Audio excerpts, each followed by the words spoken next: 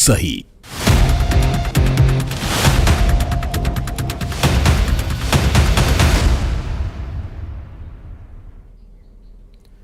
नमस्कार, न्यूज 18 मध्य प्रदेश छत्तीसगढ़ देख रहे हैं आप। मैं हूं आशीष त्रिपाठी आपके साथ और फटाफट अंदाज में खबरों पर नजर डालें उससे पहले एक बड़ी खबर आपको बता दें। मध्य प्रदेश की सियासत से जुड़ी ये बड़ी खबर, जहां बीजेपी विधायक रमेश मेंदोला ने एक बार फिर चौंकाया है। सोशल मीडिया पर उन्होंने पोस्ट लिखा आज दोपहर 12 बजे। दरअसल कल भी उन्होंने एक पोस्ट किया था और पोस्ट के तुरंत बाद कांग्रेस प्रत्याशी भारतीय जनता पार्टी में शामिल हो गए थे और उनका एक और पोस्ट अब लोगों को चौंका रहा है कि आज दोपहर 12 बजे आखिर क्या होने वाला है। इस पर रहेगी हमारी नजर और इस पोस्ट के माध्यम से जो लोगों के मन में कौतूहल उठ रहा है उसके बारे में भी आपको बता दें। रमेश मेंदोला ने सोशल मीडिया पर लिखा आज दोपहर 12 बजे। दरअसल ये इसलिए भी ज्यादा चर्चा में आ रहा है क्योंकि बीते रोज उन्होंने एक पोस्ट किया था और उस पोस्ट के तुरंत बाद कांग्रेस पार्टी के इंदौर से प्रत्याशी कांग्रेस छोड़ भारतीय जनता पार्टी में शामिल हो गए और अपना नामांकन भी उन्होंने वापस ले लिया। मिथिलेश हमारे सहयोगी जुड़ गए हमारे साथ। मिथिलेश, रमेश मेंदोला का एक पोस्ट कल ही की तरह आज भी चौंका रहा है। जी बिल्कुल, और रमेश मेंदोला अक्सर चौंकाते भी हैं। उनका जब एक पोस्ट आया है तो उसके बाद इंदौर की सियासत में ये कहा जा सकता है कि भूचाल सा आ गया है।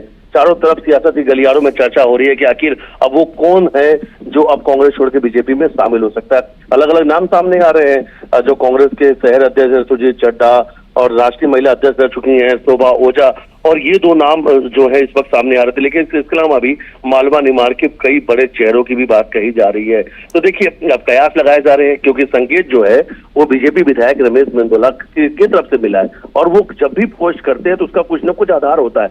आज तक उन्होंने कोई भी बातें बिना किसी आधार के नहीं की है। इसलिए ऐसे में मौके पे जब रमेश मेंदोला कोई चीज पोस्ट करे और जब उसमें लिखें कि दोपहर 12 बजे, तो हर किसी को इंतजार होता है कि आज 12 बजे क्या कुछ होने वाला है। क्योंकि कल जब कलेक्ट्रेट कार्यालय अक्षय बम पहुंचे थे तो उस वक्त उनके साथ ये रमेश मेंदोला ही मौजूद थे और पुराने दिग्गज हैं, बीजेपी के बड़े नेताओं में से एक हैं और इसी तरीके से सियासी उठापटक के लिए वो जाने भी जाते हैं। कैलाश विजयवर्गीय के बेहद करीबी हैं और कभी मीडिया से अक्सर दूर रहते हैं।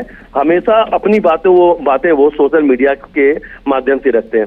अब कल भी जब कुछ होने वाला था उसके पहले उन्होंने कुछ संकेत दिए थे और उसके बाद एक नगरीय प्रशासन मंत्री कैलाश विजयवर्गीय के साथ में एक सेल्फी फोटो आती जिसमें अक्षय बम नजर आते हैं। आज भी सुबह ही उन्होंने एक पोस्ट किया और जिसमें लिखा कि आज दोपहर 12 बजे, और जिसके बाद से अब कयास लगाने शुरू हो चुके हैं कि आज क्या उठापटक होने वाला है। प्रदेश की गलियारों में इसी चीज को लेकर चर्चा चल रही है। इंदौर से लेकर भोपाल तक और भोपाल से लेकर तमाम अलग अलग जगह पर जो लोग हैं इस पर नजर बना के रखे हुए हैं कि आखिर अब आज 12 बजे क्या हो रहा है। इस वक्त जो यहाँ के नेता हैं, बड़े नेता हैं, दूसरे नेताओं के संपर्क में जिनका नाम चल रहा है, कांग्रेस पार्टी के दिग्गज उनसे संपर्क में लगातार बने हुए, लगातार उनसे चर्चा की जा रही है, उनकी लोकेशन ली जा रही है। लेकिन इस बीच में शायद 2-3 नाम जो चर्चा की जा रही है ये नाम हो सकते हैं। तैयारियां बड़ी हैं, बीजेपी कार्यालय में इस वक्त हम मौजूद भी हैं तो बीजेपी कार्यालय में हलचल से भी दिखना शुरू हो चुकी है। अब हालांकि 12 बजे का समय दिया गया है, इंतजार है। अब 12, 12:30, 1 ऐसा माना जा रहा है कि 1 बजे तक जो कुछ भी है वो सब सामने आ जाएगा। हालांकि जो राजनीतिक जो एक्सपर्ट है उनका कहना है कि इस पोस्ट का मायने है कि आप राम निवास रावत जो है वो ज्वाइन करने वाले थे, हो सकता है कि उनके भी संकेत हो सकते हैं। तो अलग अलग लोगों की अपनी अपनी राय है, लेकिन रमेश मेंदोला खासतौर पर इंदौर की सियासत को लेकर ही वो अक्सर पोस्ट करते हैं। इंदौर की सियासत से जो कुछ अपडेट आता है वो रमेश मेंदोला उसमें सबसे आगे रहते हैं, लेकिन उनका पोस्ट अपने आप में बड़ा मायने रखता है। इसलिए हम कह रहे हैं कि कुछ न कुछ सियासी उठापटक के संकेत जरूर है। भूपेन गुप्ता जी हमारे साथ जुड़ गए हैं कांग्रेस पार्टी से। भूपेन जी, बहुत स्वागत है न्यूज 18 मध्य प्रदेश छत्तीसगढ़ पर। अभी कल ही एक बम फटा भूपेन जी और उसके बाद आज रमेश मेंदोला एक और पोस्ट करते हैं कि आज दोपहर 12 बजे। तो ये किस तरह की आखिर राजनीति है, किस तरह से देखते हैं आप इसे? देखिए, राजनीति तो गंदी है, लोकतंत्र के साथ जो है ये घात है। लेकिन जो है इसमें सबसे बड़ी बात ये है कि एक राजनीतिक चिंतन के रूप में आप देखिए कि हत्या करने के पहले आदमी खुद ही घोषणा कर रहा है कि 12 बजे देखना मैं किसको निपटाऊंगा जी। ये जो है, ये जो बेशर्मी है, ये जो गौरवान्वित होने की बात है, हाँ। कि गलत काम, जिसको दल बदल जैसी चीज, जिसके लिए जो अटल बिहारी वाजपेयी ने 2/3 मेजॉरिटी का कानून बनवाया था, हाँ। उन अटल बिहारी वाजपेयी की आत्मा को कुचलते हुए भी इन लोगों को बुरा नहीं लग रहा। जुलूस लेके, झंडा ले उठा के, चिल्ला चिल्ला के कह रहे हैं कि अब देखना 12 बजे मैं इसको निपटाऊंगा, 1 बजे उसको निपटाऊंगा, 3 बजे जरा ध्यान रखना। ये जो घटना है ये देश के लिए चिंतनीय है। ये कांग्रेस और बीजेपी तक सीमित नहीं है अब ये बात जी। ये देश के वातावरण को, देश के जो है राजनीतिक परिवेश को, देश की लोकतांत्रिक परंपराओं को नष्ट करने पर आमादा है। हाँ। ये जो उन्माद है, ये उन्माद इस देश के लिए बड़ा घातक है और इसकी चिंता सबको होना चाहिए। हाँ। इसका शिकार कांग्रेस भी है, इसका शिकार मीडिया भी है, इसका शिकार जो है सच्चे भाजपाई भी हैं। हाँ। इसके शिकार सारा देश है। कोई अछूता नहीं है, आपके कहने का मतलब है कि इससे कोई अछूता नहीं है। राज्यपाल सिसोदिया साहब भी जुड़ गए हैं बीजेपी से। राज्यपाल जी हमारे साथ भूपेंद्र गुप्ता जी जुड़े हुए हैं। वो ये कह रहे हैं कि इस तरह की घोषणा करना या ऐसे लोगों को पार्टी में शामिल कराना, ये एक तरह से हत्या है, और फिर आप उसका महिमा मंडन कर रहे हैं कि आज दोपहर 12 बजे देखिए मैं किसे निपटाता हूं। ये रमेश मेंदोला के उस पोस्ट के बारे में पूछा था हमने सवाल। क्या कही है हमारी जानकारी में इसे नहीं आया अभी। सिसोदिया जी आवाज मिल पा रही है? हाँ, सुन पा रही है। आपने मेंदोला जी क्या कहा सुनाइए, क्या मेरी जानकारी में नहीं आ पा रहा। राजपाल जी आप मुझे सुन पा रहे हैं? हाँ मैं सुन पा रहा हूँ। आप सुन पा रहे हैं मुझे? जी जी। राजपाल जी एक सवाल ये रहेगा कि भूपेंद्र गुप्ता जी कह रहे हैं कि इस तरह की पोस्ट करके और इस तरह की राजनीति करके ये एक तरह की हत्या है, और फिर इसका आप महिमा मंडन करते हैं। किस टाइप की पोस्ट हुई है मैं देख नहीं पाया हूँ, पोस्ट बताइए जरा, किस टाइप की पोस्ट हुई है? ये रमेश मेंदोला ने आज एक पोस्ट डाला है, आज दोपहर 12 बजे। अब ये किस बारे में है अभी इसका कोई अंदाजा नहीं, क्योंकि कल एक पोस्ट आया था, उसके बाद अक्षय कांति बम ने कांग्रेस छोड़ दी, नामांकन वापस ले लिया और बीजेपी में आ गए। देखिए वो क्या मिलेंगे उसको तो मैं नहीं कह सकता हूँ। आज दोपहर तो 12 बज चुके हैं, आज के 12 तो 12:05 हो गया। अगली पोस्ट क्या आती है उसके बाद ही अपन बात कर पाएंगे। 12 बजे का क्या मिलेंगे और रोज बचता है 12 से, आपको भी बचता है, दिखने भी बचता है। लेकिन बीते रोज जो पोस्ट हुआ उसके बाद अक्षय कांति बम का जो प्रकरण हुआ, भूपेंद्र गुप्ता जी कह रहे हैं ये हत्याएं हैं एक तरह की, इसे महिमा मंडित करना बंद कीजिए। ये कांग्रेस की गुटबाजी है, ये कांग्रेस की फजीयत है। ये लोग कांग्रेस छोड़ के देश से जा रहे हैं, देश से जा रहे हैं, देश भर में ही चल रहा है। अब इसमें कौन सी हत्या की बात हुई लोकतंत्र? आपसे आपका घर समझ नहीं रहा हूँ, आपको लोकतंत्र की हत्या है। राजपाल जी माफी चाहूंगा, आपकी आवाज ठीक तरीके से नहीं मिल पा रही है, एक बार फिर प्रयास करेंगे आगे आपसे बात करने का। बहुत बहुत शुक्रिया आपका हमारे साथ जुड़ने के लिए। भूपेंद्र जी समय निकालने के लिए बहुत बहुत धन्यवाद। और वहीं बीजेपी प्रदेश अध्यक्ष वीडी शर्मा ने कहा कि देश में बीजेपी की आंधी नहीं सुनामी चल रही है और जनता फिर से नरेंद्र मोदी को प्रधानमंत्री बनाने के लिए तत्पर है। उनकी माने तो राहुल गांधी से कांग्रेस प्रत्याशी इतने निराश हो गए हैं कि वो छोड़ छोड़कर भाग रहे हैं।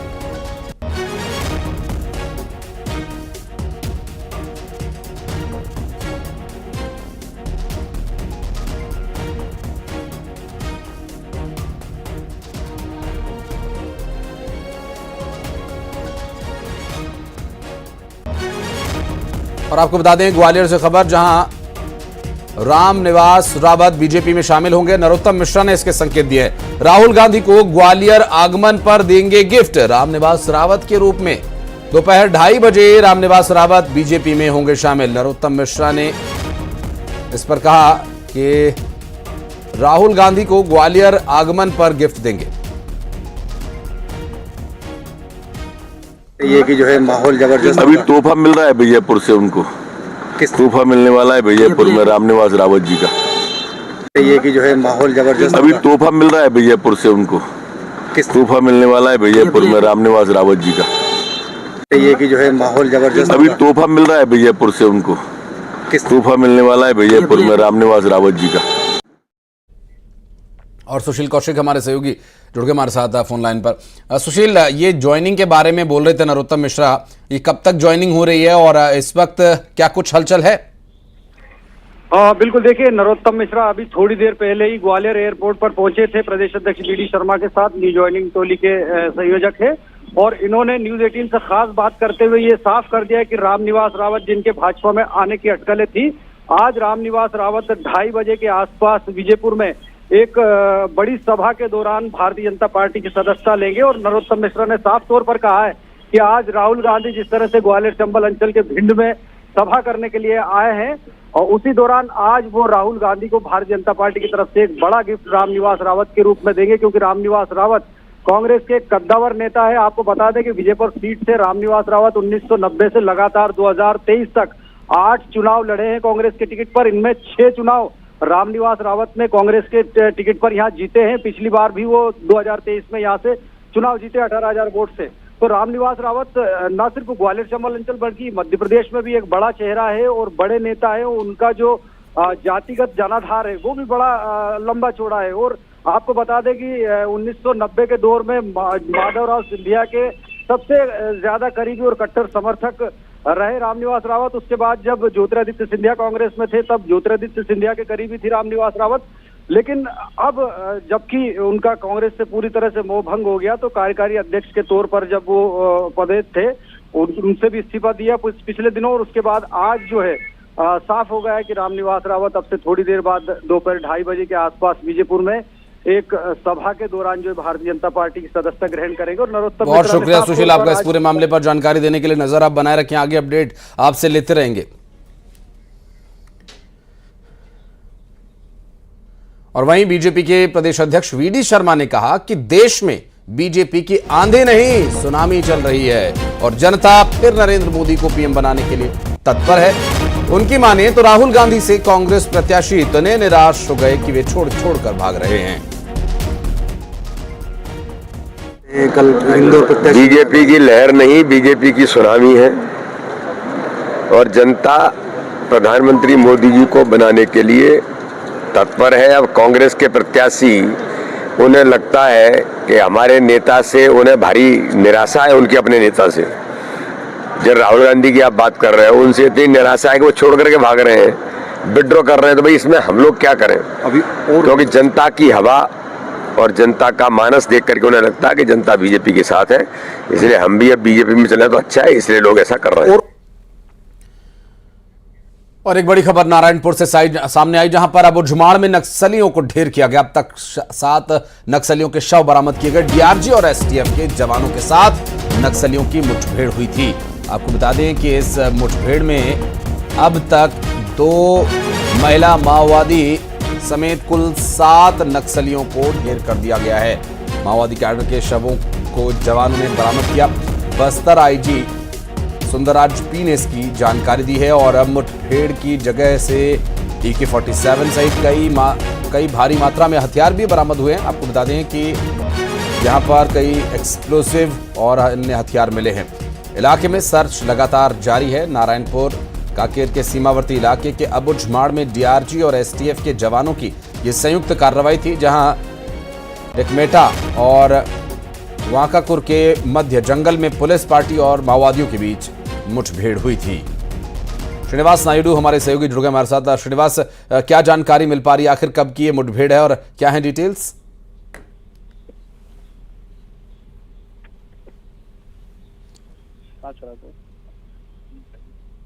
श्रीनिवास, आपको आवाज मिल पा रही है? जानना चाहेंगे क्या जानकारी मिल पा रही है इस मुठभेड़ के बारे में? जो देखा तभी लगता है अभी संपर्क नहीं हो पा रहा है, फिर से प्रयास करते हैं उनसे बात करने का। श्रीनिवास हमारे सहयोगी। दरअसल अबुझमाड़ में नक्सलियों के साथ हुई मुठभेड़ में 2 महिला नक्सलियों समेत 7 नक्सलियों को ढेर किया है डीआरजी। और संयुक्त रूप से की गई इस कार्रवाई में क्या कुछ कार्रवाई की गई डीआरजी और एसटीएफ के जवानों द्वारा, जानकारी लेंगे। श्रीनिवास हमारे सहयोगी जुड़ गए हमारे साथ। श्रीनिवास, आवाज मिल पा रही है? क्या कुछ है डिटेल्स?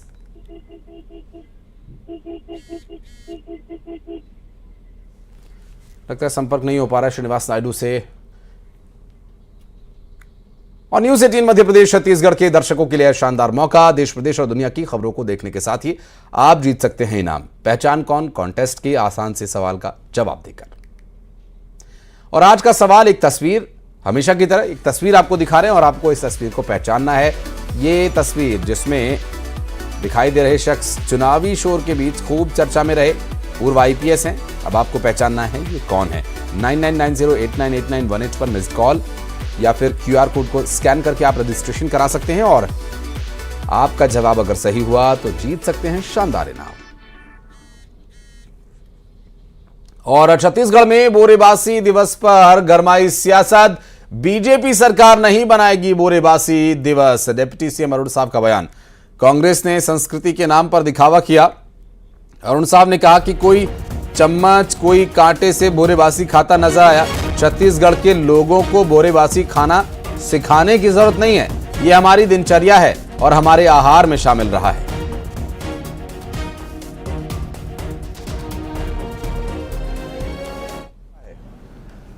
कि कैसे इन्होंने बोरेबासी खाया है, चम्मच में, कांटे के चम्मच में।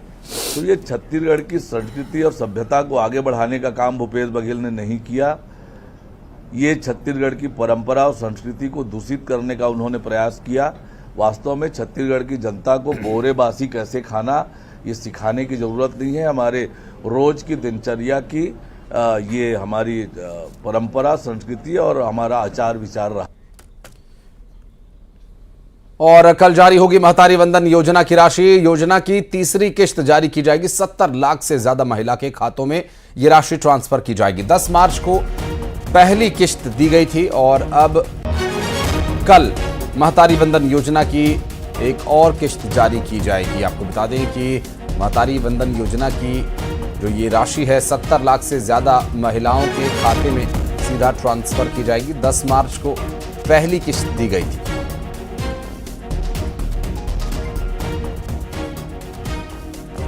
तो 1,000 रुपए प्रति महीने पाकर महतारी वंदन योजना का पैसा पाकर अपने परिवार और प्रदेश के विकास में योगदान कर रही हैं।